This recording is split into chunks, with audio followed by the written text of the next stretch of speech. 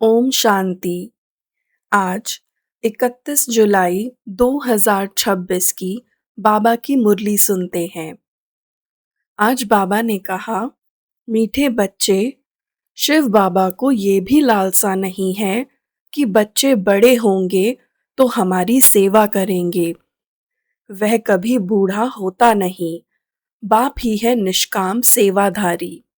आज की मुरली का प्रश्न है, भोलानाथ शिव बाबा हम सब बच्चों का बहुत बड़ा ग्राहक है। कैसे? बाबा कहते, मैं तो इतना भोला ग्राहक हूँ जो तुम्हारी सब पुरानी चीजें खरीद कर लेता और उसके रिटर्न में सब नई नई चीजें देता हूँ। तुम कहते हो, बाबा ये तन मन धन सब आपका है, तो उसकी एवज में तुम्हें ब्यूटीफुल तन मिल जाता, अपार धन मिल जाता। मीठे मीठे भाइयों और बहनों, आज का प्रश्न जितना सरल दिखाई देता है उतना ही गहरा भी है। सामान्य रूप से ग्राहक वह होता है जो हमें पैसे देकर कोई वस्तु खरीदता है, लेकिन बाबा कहते हैं, मैं ऐसा ग्राहक हूँ जो तुमसे पुरानी वस्तुएं लेकर उसके बदले तुम्हें नई दुनिया का मालिक बना देता हूँ। संसार में ऐसा कोई व्यापारी नहीं मिलेगा जो पुरानी टूटी हुई वस्तु लेकर बदले में नई और अनमोल वस्तु दे दे। लेकिन हमारा शिव बाबा ऐसा ही निष्काम, दयालु और भोला ग्राहक है। आज की मुरली का पूरा आधार ही इसी बात पर है कि हम बाबा को क्या देते हैं और बाबा हमें इसके बदले क्या देते हैं। बाबा कहते हैं कि भक्ति मार्ग में जो भी लोग गीत गाते हैं, भोलानाथ से निराला, लेकिन उसका वास्तविक अर्थ आज संगम युग पर समझ आता है। भक्ति में लोग केवल गाते हैं, लेकिन ज्ञान में बाबा उसका अर्थ समझाते हैं। इसीलिए बाबा सबसे पहले ज्ञान और भक्ति का अंतर स्पष्ट करते हैं। भक्ति में श्रद्धा होती है, लेकिन ज्ञान में यथार्थ पहचान होती है। भक्ति में हम परमात्मा से मांगते हैं, जबकि ज्ञान में हम परमात्मा को पहचान कर अपना सर्वस्व उन्हें समर्पित करते हैं। यही सबसे बड़ा अंतर है। बाबा आज सुदामा का उदाहरण भी याद दिलाते हैं। कहते हैं कि सुदामा ने 2 मुट्ठी चावल दिए और बदले में महल मिल गए, लेकिन वह प्राप्ति भी सीमित समय के लिए थी। आज शिव बाबा कहते हैं, बच्चे, तुम तो मुझे अपना तन, मन और धन अर्पित करते हो। इसीलिए मैं तुम्हें 21 जन्मों के लिए हीरे जवाहरातों के महल, सुंदर शरीर और अथाह सुख संपत्ति देता हूँ। सोचिए, ये कैसा अद्भुत सौदा है। हम क्या दे रहे हैं? वही शरीर जो एक दिन मिट्टी में मिल जाएगा, वही धन जो यहीं रह जाएगा, वही मन जो आज अनेक चिंताओं से भरा हुआ है। और बाबा उसके बदले हमें क्या दे रहे हैं? ऐसा सुंदर तन जो कभी रोगी नहीं होगा, ऐसा धन जिसकी कभी कमी नहीं होगी, और ऐसा जीवन जिसमें दुख का तो नाम भी नहीं होगा। जरा इस बात को अपने जीवन से जोड़कर देखें। यदि कोई हमें पुरानी गाड़ी के बदले बिल्कुल नई गाड़ी दे दे, तो हम एक क्षण के लिए भी नहीं सोचेंगे। लेकिन यहाँ तो बाबा पुराने संस्कार, पुराना शरीर, पुरानी दुनिया और पुरानी चेतना लेकर उसके बदले नई दुनिया का अधिकार दे रहे हैं। इसीलिए बाबा कहते हैं, मैं सबसे बड़ा भोला ग्राहक हूँ। बाबा आगे एक और गहरी बात समझाते हैं। हम अक्सर कहते हैं, ये मेरा घर है, मेरा शरीर है, मेरा परिवार है, मेरा धन है। लेकिन बाबा पूछते हैं, क्या सचमुच ये सब तुम्हारा है? जन्म के समय हम कुछ लेकर नहीं आए थे और जाते समय भी कुछ साथ में लेकर नहीं जाएंगे। वास्तव में जो कुछ भी हमें मिला है, वह भी परमात्मा की ही देन है।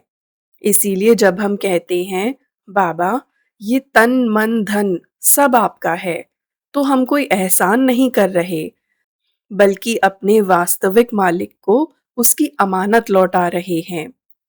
और बाबा उस छोटी सी समर्पण भावना के बदले हमें अनंत गुना लौटा रहे हैं। यही तो परमात्मा का प्रेम है। बाबा ज्ञान और भक्ति के बीच का भी एक बहुत अच्छा अंतर बताते हैं। बाबा कहते हैं, भक्ति में जो भी मिलता है वह अल्पकाल के लिए मिलता है, लेकिन ज्ञान से जो प्राप्ति होती है वह पूरे कल्प के लिए होती है। भक्ति में मनुष्य मांगता रहता है, लेकिन ज्ञान में वह प्राप्तियों का अधिकारी बन जाता है। इसीलिए बाबा हमें भीख मांगना नहीं, बल्कि अपना अधिकार लेना सिखाते हैं। कभी-कभी हम भी छोटी-छोटी इच्छाओं में उलझ जाते हैं। बाबा, ये मिल जाए, वो ठीक हो जाए, ये समस्या समाप्त हो जाए। लेकिन आज बाबा हमें बहुत ऊंचा दृष्टिकोण दे रहे हैं। बाबा कहते हैं, मैं तुम्हें केवल एक समस्या का समाधान देने नहीं आया हूँ, मैं तुम्हें पूरे स्वर्ग का मालिक बनाने आया हूँ। जब देने वाला स्वयं परमात्मा हो, तो फिर छोटी-छोटी प्राप्तियों में मन क्यों अटकाएं? बाबा आगे सुखधाम की सुंदर तस्वीर हमारे सामने रखते हैं। वहाँ किसी चीज की कोई कमी नहीं है। प्रत्येक आत्मा अपने पुरुषार्थ के अनुसार अपनी राजधानी की अधिकारी बनती है। वहाँ का गृहस्थ जीवन भी पवित्र है, संबंध भी पवित्र है और जीवन का प्रत्येक क्षण भी सुखमय है। इसीलिए बाबा कहते हैं, देखो, मैं तुमसे क्या लेता हूँ और क्या देता हूँ। वास्तव में इस संसार का कोई भी व्यापारी इतना लाभ नहीं दे सकता, जितना एक शिव बाबा अपने बच्चों को देते हैं। इसके बाद बाबा एक ऐसी बात कहते हैं, जो हमारे हृदय को छू जाती है। बाबा कहते हैं, मैं निष्काम सेवाधारी हूँ। मुझे तुमसे कुछ भी नहीं चाहिए। मुझे ये इच्छा भी नहीं है कि जब तुम बड़े हो जाओगे तो मेरी सेवा करोगे। लौकिक पिता तो स्वाभाविक रूप से सोचता है कि बुढ़ापे में मेरा बच्चा मेरी सेवा करे, लेकिन शिव बाबा कहते हैं, मैं तो कभी बूढ़ा होता ही नहीं। मैं सदैव निराकार हूँ, सदैव जवान हूँ। इसीलिए मुझे किसी की सेवा की आवश्यकता नहीं। मैं तो केवल तुम्हारी सेवा करने आता हूँ। जरा सोचिए, संसार में जहाँ भी कोई संबंध होता है, वहाँ कहीं न कहीं अपेक्षा जुड़ी होती है। माता-पिता को भी बच्चों से कुछ आशाएं होती हैं। मित्रता में भी अपेक्षाएं होती हैं। लेकिन एकमात्र परमात्मा का ऐसा प्रेम है, जिसमें कोई स्वार्थ नहीं, कोई मांग नहीं, कोई अपेक्षा नहीं। वे केवल देते हैं और देते ही रहते हैं। इसीलिए बाबा को दाता, निष्काम सेवाधारी और भोलानाथ कहा जाता है। फिर बाबा आत्मा का गहरा ज्ञान समझाते हैं। वे कहते हैं, मैं अभोक्ता हूँ, मैं खाने पीने वाला नहीं हूँ, मैं तो केवल ज्ञान देने आया हूँ। सुनने वाला भी आत्मा है, समझने वाली भी आत्मा है, संस्कार धारण करने वाली भी आत्मा है। शरीर तो केवल एक साधन है। अच्छे और बुरे संस्कार आत्मा में ही भरते हैं और वही अगले जन्म तक साथ जाते हैं। इसीलिए बाबा हमें बार-बार शरीर नहीं, आत्मा बनने की शिक्षा देते हैं। मीठे-मीठे भाइयों और बहनों, आज बाबा हमें एक ही बात का अनुभव करा रहे हैं कि हमारा परमात्मा कितना निराला है। संसार में लोग लेने के लिए संबंध बनाते हैं, लेकिन शिव बाबा देने के लिए आते हैं। संसार का व्यापारी लोभ देखकर व्यापार करता है, लेकिन हमारा बाबा घाटा उठाकर भी बच्चों का कल्याण ही करता है। हम उन्हें अपना नश्वर तन मन धन देते हैं और वे हमें अविनाशी सुख, शांति, पवित्रता और सुख का वर्षा देते हैं। इसीलिए आज यदि कोई पूछे कि भोलानाथ क्यों कहा जाता है, तो उसका उत्तर केवल शब्दों में नहीं, बल्कि अनुभव में होना चाहिए। फिर बाबा हमें एक बहुत गहरी बात समझाते हैं। बाबा कहते हैं कि इस संसार में अनेक मत हैं। कोई आत्मा और परमात्मा को एक मानता है, कोई कहता है आत्मा निर्लेप है, उस पर किसी कर्म का प्रभाव नहीं पड़ता। लेकिन बाबा बड़ी सहजता से हमारी बुद्धि को स्पष्ट करते हैं कि यदि आत्मा पर कुछ लगता ही नहीं, तो फिर उसे पाप आत्मा और पुण्य आत्मा क्यों कहा जाता है? वास्तव में कर्मों के संस्कार आत्मा में ही भरते हैं और वही संस्कार अगले जन्म तक साथ चलते हैं। इसीलिए परिवर्तन शरीर का नहीं, आत्मा का होना चाहिए। जब आत्मा बदलती है, तब जीवन बदलता है। मीठे मीठे भाइयों और बहनों, कभी हम सोचते हैं कि परिस्थितियां बदल जाएं तो मैं बदल जाऊं, लोग बदल जाएं तो मेरा स्वभाव बदल जाएगा। लेकिन बाबा कहते हैं कि परिवर्तन बाहर से नहीं, भीतर से शुरू होता है। यदि आत्मा के संस्कार पवित्र हो जाएं, तो परिस्थितियां चाहे जैसी भी हों, हमारी स्थिति स्थिर रहती है। यही कारण है कि बाबा आत्मा पर इतना जोर देते हैं। इसके बाद बाबा हमें बताते हैं कि इस पूरे ड्रामा का कर्ता धर्ता कौन है। बाबा स्वयं पतित पावन है। हम भक्ति में भी गाते आए हैं, हे पतित पावन आओ, आकर हमें पावन बनाओ।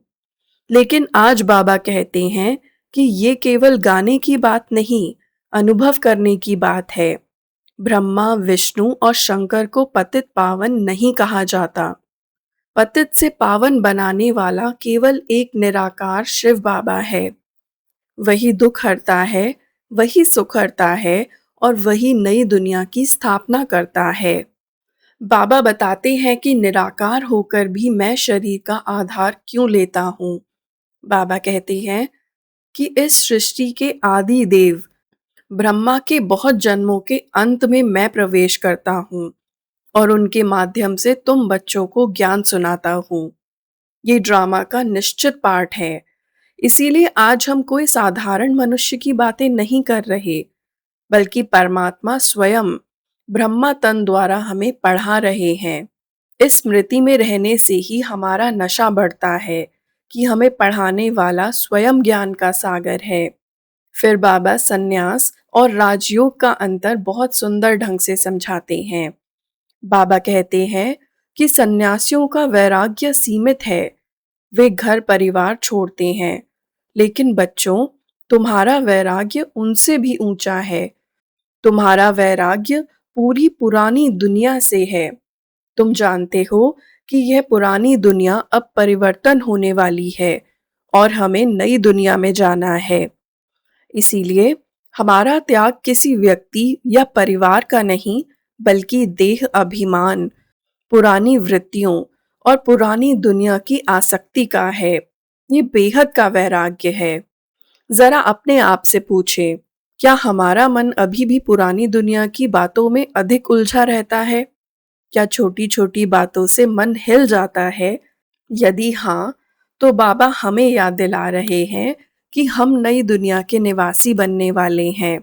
जो यात्री अपने घर लौटने वाला होता है, वह रास्ते के सराय को अपना घर नहीं समझता।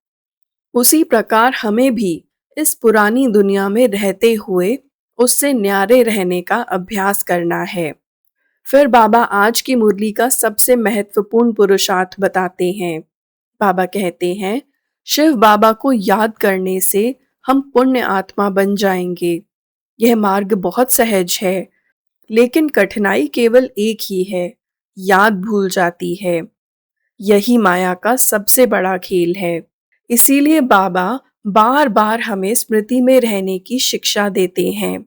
फिर बाबा माया के तूफानों का बहुत सुंदर समाधान देते हैं। बच्चे कहते हैं, बाबा, हमें माया के तूफान बहुत आते हैं। बाबा कहते हैं, मुझे बहुत प्यार से याद करो, तूफान अपने आप उड़ जाएंगे। कितनी सहज बात है। बाबा ये नहीं कहते कि तूफानों से लड़ो, उनसे घबराओ या भागो। वे कहते हैं, मुझे याद करो, क्योंकि जहाँ प्रकाश होता है, वहाँ अंधकार अपने आप समाप्त हो जाता है। जहाँ बाबा की याद होती है, वहाँ माया टिक नहीं सकती। बाबा फिर आत्मा की बहुत सुंदर तुलना सोने से करते हैं। कहते हैं कि आत्मा पहले सच्चा सोना थी, फिर विकारों की मिलावट से उसकी चमक कम हो गई। अब उसी आत्मा को योग अग्नि में फिर से शुद्ध बनाना है। जैसे सुनार सोने को अग्नि में तपाकर उसकी अशुद्धियां निकाल देता है, वैसे ही बाबा की याद की अग्नि हमारे जन्म जन्म के विकर्मों को भस्म करती है। इसीलिए इस योग को तपस्या भी कहा गया है। ये शरीर को कष्ट देने की तपस्या नहीं, बल्कि स्मृति की तपस्या है। फिर बाबा योग को भी कितना सहज बना देते हैं। बाबा कहते हैं, उठते बैठते, चलते फिरते, काम करते हुए भी मुझे याद करो। केवल आसन लगाकर बैठने का नाम योग नहीं है। यदि कोई बीमारी भी है, बिस्तर पर लेटा हुआ है, तब भी वह बाबा को याद कर सकता है। इसीलिए राजयोग जीवन से जुड़ा हुआ योग है। ये केवल एक कमरे तक सीमित नहीं है। रसोई में, कार्यालय में, सेवा में, परिवार में, हर जगह बाबा की याद बनी रह सकती है। बाबा आगे कहते हैं कि अंतिम समय में केवल एक ही अभ्यास काम आएगा, शिव बाबा की याद और स्वदर्शन चक्र। भक्ति मार्ग में लोग गंगा जल, तीर्थ और अनेक विधियां बताते हैं, लेकिन बाबा कहते हैं कि जहां भी हो, जिस स्थिति में भी हो, केवल बाबा को याद करो और स्वदर्शन चक्र फिराओ। यही अभ्यास आत्मा को स्वर्ग का अधिकारी बनाएगा। यही कारण है कि बाबा कहते हैं, भक्ति मार्ग और ज्ञान मार्ग में रात दिन का अंतर है। वहां भारी क्रियाओं पर जोर है, यहाँ आंतरिक स्थिति पर जोर है। वहां तीर्थ स्थान बदलते हैं, यहाँ स्मृति बदलती है। वहां कर्म कांड है, तो यहाँ अनुभव है। इसीलिए बाबा आज हमें बाहरी आडंबर से निकालकर सीधा आत्मिक अनुभव की ओर ले जा रहे हैं। मीठे मीठे भाइयों और बहनों, बाबा ने आज पूरी मुरली में बार बार एक ही बात पर हमारा ध्यान आकर्षित किया है कि यदि हम वास्तव में नई दुनिया के अधिकारी बनना चाहते हैं, तो केवल ज्ञान सुनना पर्याप्त नहीं है। ज्ञान को जीवन में धारण करना ही वास्तविक पुरुषार्थ है। इसीलिए अंत में बाबा हमें धारणा भी बहुत स्पष्ट रूप से बताते हैं। बाबा कहते हैं कि पहली धारणा ये है कि सच्चे भोलानाथ बाप के साथ सच्चा सच्चा रहना है। इसका अर्थ केवल ये नहीं है कि हम मुरली सुन लें या योग में बैठ जाएं। सच्चा रहने का अर्थ ये है अपने मन, वचन और कर्म में ईमानदारी लाना। बाबा से कुछ भी छिपाया नहीं जा सकता। दूसरी धारणा में बाबा कहते हैं कि याद की यात्रा द्वारा सच्चा सोना बनना है और बेहद का वैराग्य धारण करना है। इसका अर्थ बहुत ही गहरा है। सोना बाहर से चमकने से शुद्ध नहीं होता, उसे अग्नि में तपना पड़ता है। उसी प्रकार आत्मा भी केवल अच्छी बातें सुन लेने से सतोप्रधान नहीं बनती। उसके लिए निरंतर बाबा की याद की आवश्यकता है।